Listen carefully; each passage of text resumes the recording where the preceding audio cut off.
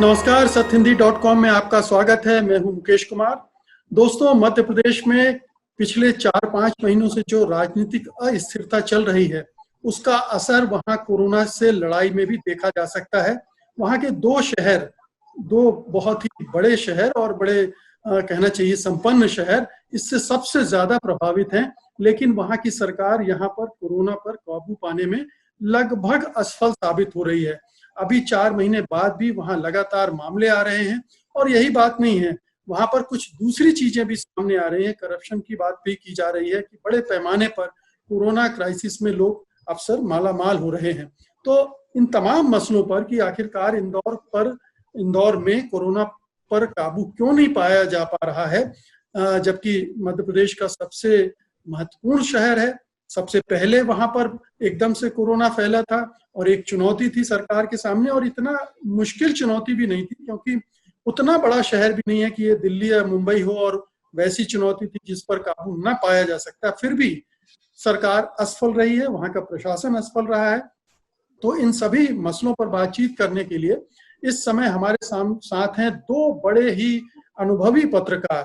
प्रकाश हिंदुस्तानी, जो कि एक लंबा समय प्रिंट में फिर टेलीविजन में गुजार चुके हैं, और हमारे साथ है रमन रावल, जो दैनिक भास्कर, नई दुनिया के संपादक रह चुके हैं, इस समय चौथा संसार के संपादक हैं। आप दोनों का बहुत बहुत स्वागत है कार्यक्रम में। जी नमस्कार। जी, तो प्रकाश जी, आपसे शुरू करते हैं। ये बताइए कि आखिरकार इसको क्या इतनी बड़ी चुनौती नहीं थी, क्यों सरकार विफल हुई? आपको क्या लगता है, क्या सरकार की योजना रणनीति में बहुत कमी थी, कोऑर्डिनेशन में कमी था, इच्छा शक्ति में कमी थी? क्या मामला क्या है आखिरकार? कोऑर्डिनेशन में कमी तो साफ नजर आती ही है। इसके अलावा इच्छा शक्ति में कमी इस तरह से नजर आती है कि जब कोरोना का प्रभाव बढ़ना शुरू हुआ था, तब मध्य प्रदेश में राजनीतिक गतिविधियां चरम पर थी और सत्ता के शीर्ष लोगों को चिंता थी उनकी सत्ता की, उनकी कुर्सी की। तो कोरोना उस तरह उपेक्षित रहा और कोरोना का प्रभाव बढ़ता चला गया। इंदौर जैसे शहर में जहां लॉकडाउन बड़ी सख्ती से लागू किया गया, इतनी सख्ती से लागू किया गया, फिर भी कोरोना संक्रमितों की संख्या लगातार बढ़ती जा रही है और पिछले एक हफ्ते में 100 से ऊपर ही, 2 दिन छोड़ दे तो हर दिन 100 से अधिक पॉजिटिव पेशेंट मिल रहे हैं। 6,500 के करीब अब तक पेशेंट आ चुके हैं। 302 लोगों की मृत्यु हो चुकी है कोरोना के कारण। ये ऑफिशियल आंकड़ा है। लोगों का ये कहना कि और भी कई घटनाएं हुई, और भी कई मौतें हुई है। लोगों ने बगैर रिपोर्ट के ही उनकी अंतिम संस्कार या उन्हें दफनाने की प्रक्रिया कर दी। तो ये ऑफिशियल आंकड़े की हम बात करते हैं। जी रमन साहब, ये आंकड़ों में हेर फेर का बड़ी शिकायतें आ रही हैं। दूसरी बात ये भी है कि टेस्टिंग भी बहुत कम हो रही है। कहा जा रहा है कि टेस्टिंग कम हो रही है, इसलिए नंबर भी कम आ रहे हैं। तो ये दोनों के मामले में आपके पास क्या खबरें हैं? टेस्टिंग तो शुरुआत में जरूर कम थी और उसकी वजह यह है कि पूरी दुनिया में जो हालात थे वही हमारे यहाँ भी होने थे। लैब नहीं थी, लैब को अनुमति नहीं दी थी। प्राइवेट लैब में जहाँ काम हो सकता था उनको परमिशन देने में काफी देर की गई। साधन भी नहीं थे क्योंकि ये बहुत अलग तरह का वायरस था। इसकी जांच बड़ी डिफिकल्ट होती है, 6 से 8 घंटे तक का उसमें समय लगता है। बाद में निजी लैब को भी अधिकृत किया और फिर जांचें शुरू हुई। तो जांच की संख्या तो अब जाकर हम कह सकते हैं कि ठीक है, लेकिन इसमें मूल गड़बड़ी जो मुझे लगती है वो ये है कि कोरोना से जैसी आपदा से निपटने के लिए पूरी दुनिया तैयार नहीं। आप देखिए कि इटली जो सबसे स्वास्थ्य सेवाओं में संपन्न देश माना गया है, यूरोप के तमाम देश, अमेरिका, ये सारे जो है स्वास्थ्य मामलों में बहुत अग्रणी है, फिर भी इस विचित्र वायरस से निपटने में नाकाम रहे। अगर उस तुलना में हम बात करें, क्योंकि संदर्भ हमारा इंदौर का ही है, फिर भी हालात के मद्देनजर हम बात कर सकते हैं कि शुरुआत में ये हुआ कि संक्रमण कम था। हालांकि इंदौर सहित पूरे देश में जो तालाबंदी की तो उसका असर इंदौर में भी रहा। यहाँ भी काफी सख्ती की गई, इतनी सख्ती की गई कि लोगों ने परेशानी भी उससे महसूस की। जो दैनिक उपयोगी वस्तुएं थी वो भी 1 महीने तक तो बिल्कुल नहीं मिली। तो ऐसे में लोगों ने परेशानी तो झेली, लेकिन वो दर्द सहा। वो इसलिए सहा कि आप देखिए कि अगर आंकड़ों की तुलना हम करें तो 26 लाख की आबादी 2011 की जनगणना में थी। अगर 1 आध लाख आप और बढ़ा लें तो 27 लाख आबादी होती। 27 लाख आबादी में 6,000 500 के करीब संक्रमित मरीज इस समय है। तो ये मुश्किल से जो है 4.6% होता है। डेथ हुई है इंदौर में, मौतें हुई है 302। तो संक्रमितों में जो ये मौतें हुई है तो ये 0.01%। तो यूं अगर हम देखें तो ये बहुत ज्यादा मौतें नहीं है। उसकी वजह ये है कि हम इससे घबरा ज्यादा रहे हैं और नहीं रमण माहौल साहब, ऐसा क्या खराब। ये एक नंबर सही है? आपकी जानकारी के हिसाब से ये संख्या सही है? जो आंकड़ों पर शक जाहिर किया जा रहा है, अभी प्रकाश जी ने भी उस तरफ इशारा किया कि ये वो कंकोक्टेड हो सकती हैं रिपोर्ट्स, छिपाई जा रही है सच्चाई। नहीं, वो छुपाई गई है। अभी बीच में एक आंकड़ा आया था कि 250 मौतें जो मई और जून में हुई थी उनको अब जाकर बताया गया है। तो ऐसा क्यों हुआ? हालांकि इसका पूरा खुलासा नहीं हो पाया, लेकिन फिर भी संख्या बहुत ज्यादा, मतलब संक्रमित लोगों की भी और मौतों की संख्या बहुत ज्यादा अंतर फिर भी नहीं हो सकता। इसमें बात प्रतिशत के स्तर पर ही की जाती है। तो प्रतिशत के हिसाब से देखें तो हिंदुस्तान की बात करें तो साल में 70 लाख लोग विभिन्न बीमारियों से मरते हैं। 1.5 लाख लोग सड़क दुर्घटना में मरते हैं। केवल रेल दुर्घटना और विमान दुर्घटना तो अलग है। इंदौर की भी बात करें तो इंदौर में भी काफी मौतें अलग अलग बीमारियों से और सड़क दुर्घटनाओं से होती है। तो अब 4 महीने में प्रैक्टिकली हो ही गए हैं। 22 जुलाई आज हो गई है, 30 जुलाई को 4 महीने हो जाएंगे। 4 महीने में 300 मौतें एक ऐसे रोग से होती है जिसके बारे में पूरी दुनिया को न पता था, न उसका इलाज कोई था और न इलाज इतनी जल्दी ढूंढा जा सकता है। तो मुझे लगता है कि इसका जो हवा खड़ा कर दिया गया है वैश्विक स्तर पर, उससे घबराने की जरूरत नहीं है। तालाबंदी को लंबा चलाने की जरूरत नहीं जी, है। ये तो आपकी बात बिल्कुल दुरुस्त है, लेकिन हम चूंकि ये देखने की कोशिश कर रहे हैं कि इंदौर जो कि बहुत बड़ी आबादी वाला शहर नहीं है उस लिहाज से, जैसा मैंने कहा दिल्ली मुंबई नहीं है, एक छोटा सा 26 लाख की आबादी का शहर है। वहां पर अगर मध्य प्रदेश की सरकार इसको अच्छे से काबू में नहीं ला सकती है तो ये इसकी असफलता को ही दिखाता है। प्रकाश जी, आपने कहा कि कोऑर्डिनेशन में कमी थी। किस तरह से कमी थी जो ये इस नंबर में रिफ्लेक्ट भी नहीं हो रही है? कम है नंबर, जैसा बताया रमण जी ने कि मृत्यु दर भी बहुत कम है और संक्रमण की अगर इस लिहाज से देखें तो वो आंकड़े भी कम बता रहे हैं। तो क्या इसे हम सफलता के खाने में रखें, असफलता के खाने में रखें, कहाँ रखें और क्यों रखें? मुकेश जी, इंदौर और इंदौर से लगे हुए देवास, उज्जैन, खरगोन ये जिले हैं जो इस इलाके में सर्वाधिक संक्रमित इलाकों में से। जब इंदौर में शुरुआत में इतनी सख्ती की गई तो लगा कि अब कोरोना नहीं फैलेगा। सब प्रशासन का डंडा ऐसा चला लोगों पर कि जिसकी कल्पना नहीं है। दंगों के दौरान भी इतनी नहीं बरती गई, इतनी सख्ती यहाँ बरती गई।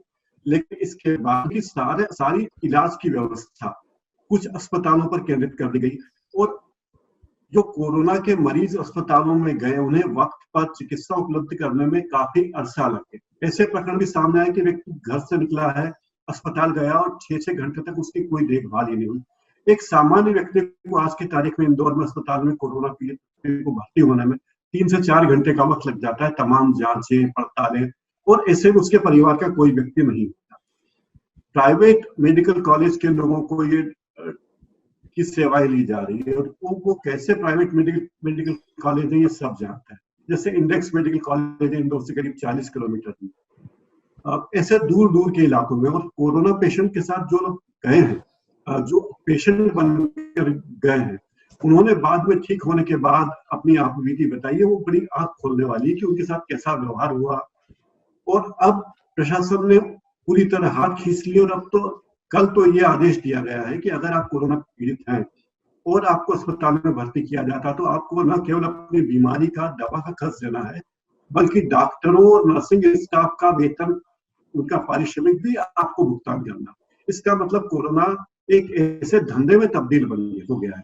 हालांकि चिकित्सा व्यवसाय इंदौर का बहुत कुख्यात रहा है, इंदौर के अस्पताल किसी भी तरीके से बहुत अच्छे, लेकिन कोरोना काल में उन्हें बड़ा अच्छा मौका मिला है अपने धंधे को बढ़ाने के लिए। और इस तरह की चर्चा कि जो चर्चित या विवादास्पद या कुख्यात मेडिकल कॉलेज थे उन्हें इस पर तवज्जो मिली है। जो मेडिकल काउंसिल के सामने जाकर किसी तरह जो अपने 3 लोगों के कारण मान्यता प्राप्त करते, जो लोग, दो ऐसे फरार मेडिकल कॉलेजों के डायरेक्टर हैं, संचालक हैं, जो फरार थे, वो गिरफ्तार किए गए और 2 जमानत पर हैं। और वो दोनों डॉक्टर जो मेडिकल कॉलेजों के सर्विस करवा है, वो आज की तारीख में इंदौर के हीरो बने हुए। वे हर रोज बयान जारी करते हैं, उनके वीडियो बुलेटिन जारी होते हैं कि हमने ये सेवा की और हम ये कर रहे हैं। तो उनके लिए ये इमेज बिल्डिंग का मौका है, अफसरों के लिए, क्योंकि अफसर जो कुछ कर रहे हैं वे ही सर्वा सारे। अब इस पूरे इंदौर में कोरोना काल में पिछले 4 महीने में इंदौर के जनप्रतिनिधि एक तरफ कर दिए, मीडिया एक तरफा प्रशासन की बोली बोल रहा है, कोई जनता की समस्या कहने वाला नहीं, चाहे नगर निगम हो चाहे जिला प्रशासन। एक आम आदमी का जीना मुश्किल हो गया। रोज आप ये किस्से देखते होंगे, वीडियो देखते होंगे सोशल मीडिया में, किस तरह जब अब ये नया शगुफा छोड़ा गया कि आधे आप ठीक कह रहे हैं प्रकाश जी की जो खबरें हम लोगों तक पहुंच रही हैं वो बहुत चिंता पैदा करने वाली हैं। और बहुत चिंता वाली है। हमने सोचा कि इंदौर पर केंद्रित ये कार्यक्रम करना चाहिए, बातचीत करना चाहिए, ताकि उसकी पूरी तस्वीर निकल कर सामने आए।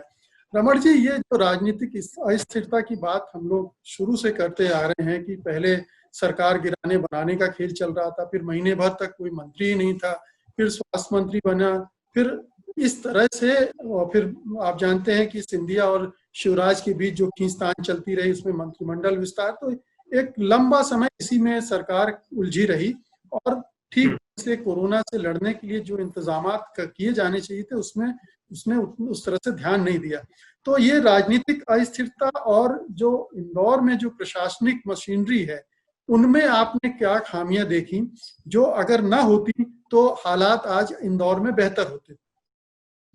देखिए, सबसे बड़ी खामी तो ये है कि हमारे यहाँ ये मान लिया गया है कि हर मर्ज का इलाज जो है वो प्रशासनिक अधिकारी है, वो है।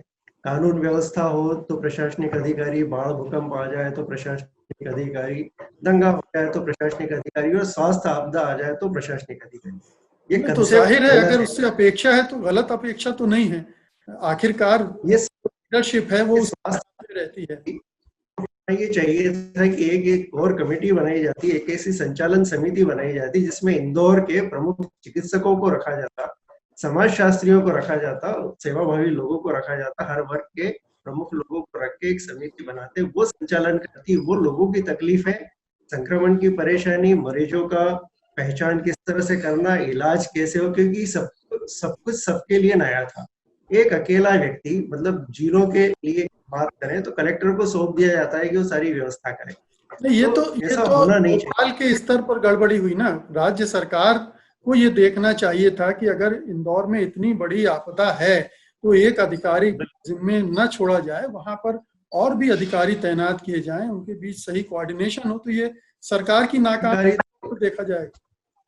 अधिकारी तो तैनात किए, लेकिन कुछ जूनियर ऑफिसर्स को उन्होंने भेजा जो इंदौर में पहले पूर्व में पदस्थ रह चुके थे।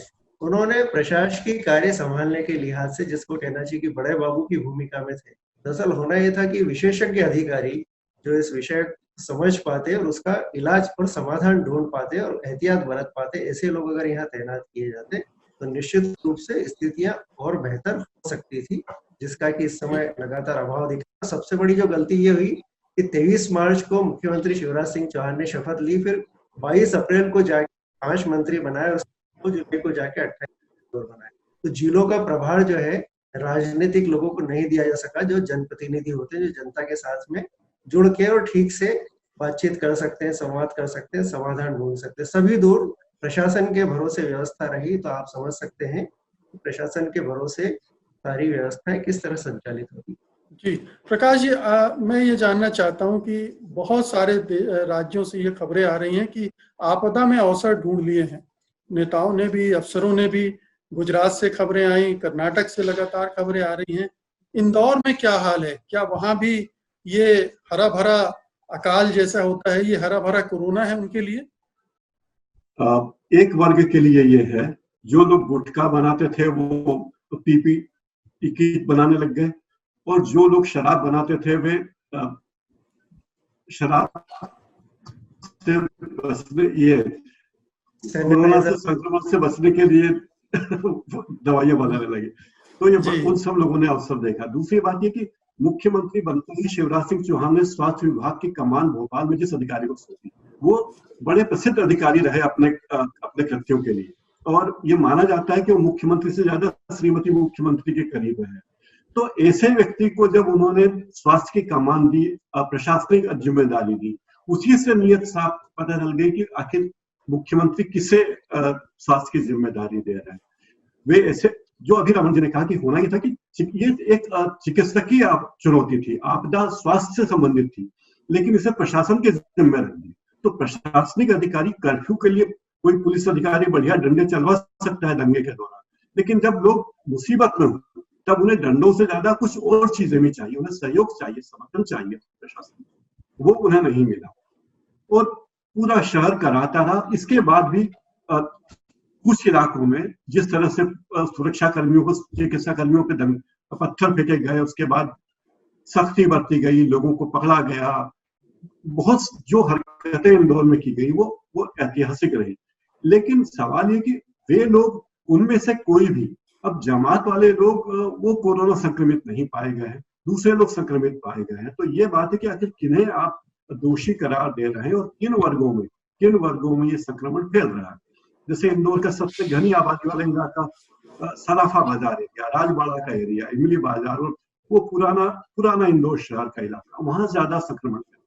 तो वो आखिर इलाके में क्या है, बाहर से आने वाले लोग जब यहाँ आए, बांग्लादेशी या बंगाल के जो कारीगर सराफा बाजार में काम करते हैं, उनकी स्थिति क्या रही, फिर जो लोग कोरोना प्रभावित पीड़ित रहे, वो चिकित्सा के लिए उन्होंने कितनी परेशानियां झेली। ये एक, जो लोग मृत्यु को प्राप्त हुए वो तो बड़ी बात, वो तो एक अलग बड़ी दुखद घटना है। जिन लोगों ने इलाज के लिए संघर्ष किया, जो अस्पताल में भर्ती होने के लिए संघर्ष किया, मेरे एक मित्र पत्रकार हैं, उन्हें सर्दी खांसी और बुखार आया तो कोई डॉक्टर उनका इलाज करने के लिए मौजूद नहीं। मतलब सामान्य बीमारी में तो ये सब लोगों को लगता है कि हर व्यक्ति को लगता है कि सामने वाला कोरोना पेशेंट है। तो चिकित्सा व्यवसायियों ने इसे बड़ा अवसर माना, उद्योग जगत ने बड़ा अवसर माना। जैसे द्वितीय विश्व युद्ध में जो उद्योगपति और व्यापारी अवसर मानते हैं, वैसा ही अवसर अभी माना जाता है। जी, तो रावल साहब, अंत में बस संक्षेप में कि ये इंदौर में जो कोरोना का हाहाकार है, वो अभी आपको लग रहा है कि थमेगा आने वाले कुछ दिनों में? सरकार की, प्रशासन की और जो भी टीम कोरोना से लड़ने के लिए वहां तैनात है, उसकी सक्रियता को देखते हुए, उसकी समझदारी को देखते हुए, सरकारी तैयारी को देखते हुए लगता है कि कुछ नियंत्रण में होगा या यूं ही चलता रहेगा? अभी लगातार जो रफ्तार बढ़ रही है, 100 के आसपास लगता है कि जैसे लोग संपर्क में आएंगे, संक्रमण और बढ़ेगा, लोग और प्रभावित होंगे। लेकिन जैसा कि वायरस का चरित्र होता है कि जैसे जैसे ये ज्यादा लोगों में फैलता है, इसकी शक्ति कम होती है, एंटीबॉडी डेवलप होती है और तब तक कुछ इलाज भी आ जाएगी। हालांकि वैक्सीन आने में काफी समय लगता है। चिकित्सकों का कहना है कि अगर वैक्सीन आने की पूरी प्रक्रिया अपनाई जाए तो 4 साल लग सकते हैं। अब मान लें कि पूरी दुनिया अभी तो कम से कम तो 6 महीने नहीं आने वाली, ये तो मानकर चल सकते हैं। तो इसलिए जो है, उसमें लोगों में जितना संक्रमण फैलेगा और जिनकी इम्यूनिटी अच्छी होगी, वो निश्चित रूप से इससे पार पाकर बाहर निकलेंगे। लेकिन मतलब ये लोगों पर है, इंदौरियों पर है कि वो बचेंगे। सरकार और प्रशासन की भूमिका क्या रहेगी इसमें? कुछ है सकारात्मक, या हर्ड कम्युनिटी डेवलप होने इंतजार करेंगे? फिर से बड़ा है तो वहां 10 दिन का जो है तालाबंदी फिर से कर दी। ग्वालियर में 7 दिन की तालाबंदी कर दी। इंदौर के लिए भी बात चली थी। कल ही यहाँ पर अपर मुख्य सचिव मोहम्मद सुलेमान आकर गए, जो इंदौर के प्रभारी है कोरोना मसलों के। उन्होंने बैठक ली, लेकिन उन्होंने कहा कि यहाँ पर संक्रमण बढ़ने के बावजूद भी हालात ऐसे नहीं है कि तालाबंदी की जाए। हालांकि उसका इलाज प्रशासन ने ये निकाला है कि लेफ्ट राइट दुकानें, एक दिन रविवार पूरा बंद रहता है इंदौर, और अच्छे से बंद रहता है।